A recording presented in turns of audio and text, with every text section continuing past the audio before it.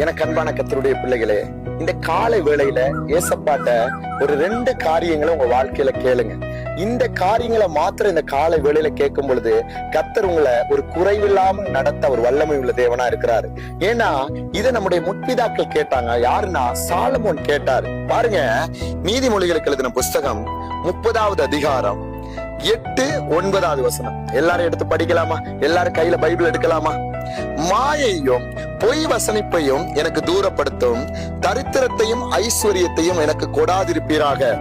பாருங்க, அவர் சொல்ற விஷயம் என்னன்னா, மாயை அப்படின்னா இன்னைக்கு நீங்க கண்களால எதெல்லாம் பாக்குறீங்களோ அதெல்லாம் ஒரு நாள் அழிச்சிரும். நீங்க படிக்கிற படிப்பு, நீங்க எடுக்கிற சம்பளங்கள், நீங்க கட்டின வீடு, நீங்க சேர்த்து வச்சிருக்க பொருட்கள், அது போல நீங்க எதெல்லாம் இந்த உலகத்துல நல்லா இருக்குன்னு வாங்குறீங்களோ அதெல்லாம் ஒரு நொடியில அழிச்சிரும். எல்லாத்தையும் கர்த்தர் தூக்கிடுவாரு. அடுத்தது பாருங்க, பொய் வசனிப்பு அப்படின்னா இந்த பொய்யை நம்ம பேசக்கூடாது. மற்றவங்கள்ட்ட நம்ம இல்லாட்டி கூட உண்மையை பேச கர்த்தர் விரும்புறாரு. ஏன்னா நம்முடைய நாக்க ஆவியானவர் எடுத்து பயன்படுத்த விரும்புறாரு. ஜெபிக்கிற பிள்ளைகளுடைய வாய் அது பரிசுத்தம் உள்ளதா இருக்கணும். அப்பதான் பரிசுத்த ஆவியானவர் நம்மள்ட்ட வருவாரு. ஒருவேளை அப்படிப்பட்ட பாவத்துக்குள்ள நீங்க இருந்தீங்கன்னா இந்த காலை வேளையில அறிக்கைட்டு சொல்லுங்கப்பா, நான் மாயையில சிக்கினா என்ன விளக்குங்க. பொய் வசனிப்பு, அது போல பொய்ய சொல்லி மற்றவங்களை துக்கப்படுத்தி நான் ஏமாத்தி இருந்தா அந்த காரியத்தை என்னை விட்டு என்ன செய்யுங்க, விளத்துங்க. 3வது ரொம்ப ரொம்ப முக்கியம், ஐஸ்வர்யம்.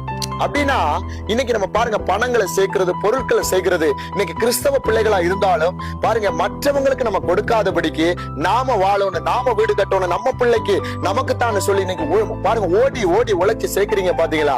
அந்த ஐஸ்வர்யத்தையும் எனக்கு கொடாதிருப்பீராக. அதுக்கு 9வது வசனத்துல சொல்றாரு, நான் பரிபூரணம் அடைகிறதுனால் மறுதலித்து கர்த்தர் யார் என்று சொல்லாதபடிக்கு. அப்படின்னா எனக்கு எல்லாமே இருந்துருச்சுன்னா ஆண்டவர் என்னத்துக்கு? இன்னைக்கு துன்மார்க்கன் நீங்க கேட்டீங்கன்னா அவன் பாருங்க, அவன்கிட்ட உலகத்துல எல்லாமே இருக்கிறதால அவன் ஆண்டுடைய வார்த்தையை கேட்க மாட்டான். அவனுக்கு கர்த்தருடைய வசனம் அவனுக்கு எப்பயுமே எரிச்சலா தான் இருக்கும். அது போல கர்த்தரே அவங்களை பிரிச்சிருவாரு. ஏன்னா இன்னைக்கு நீதிமானுக்கு துன்மார்க்கனுக்கு வித்தியாசத்தை நம்ம பாக்குறோம். உங்க இடத்துல கூட நீங்க பாப்பீங்க.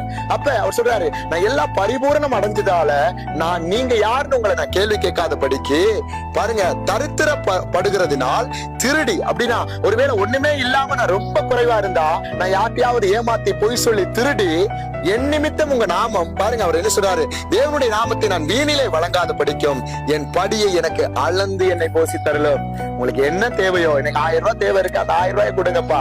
இன்னைக்கு எனக்கு ஒரு 10,000 ரூபாய் தேவை இருக்கு, அந்த 10,000 ரூபாய் கொடுங்க. அதிகமா 1 ரூபாய் எனக்கு வேணாம். எனக்கு இன்னைக்கு சாப்பிட எனக்கு கஞ்சி தான் இருக்கா, அது போதும். இல்லாட்டி அதை விட எனக்கு ஏதாவது ஒரு காரியம் நீங்க இன்னும் செய்யறீங்களா, அதை கொடுங்க. ஆனா என்ன அதிகமா உயர்த்திராதீங்க, ரொம்ப கீழே தாழ்த்திராதீங்க. என் நிமித்தம் உங்களுடைய நாமம் என்ன செய்யணும், அவருடைய ராஜ்யம் கட்டப்படணும், அவருடைய நாமம் பரிசுத்தப்படணும். நான் மற்றவங்களுக்கு முன்னாடி உங்களுடைய நாமத்தை என்ன செய்யக்கூடாது, பரிசுத்த குலைச்சலாக்காதபடி என்ன பரிசுத்தப்படுத்துங்கன்னு சொல்லி இந்த காலை வேளை யார் கேட்கிறா தெரியுமா?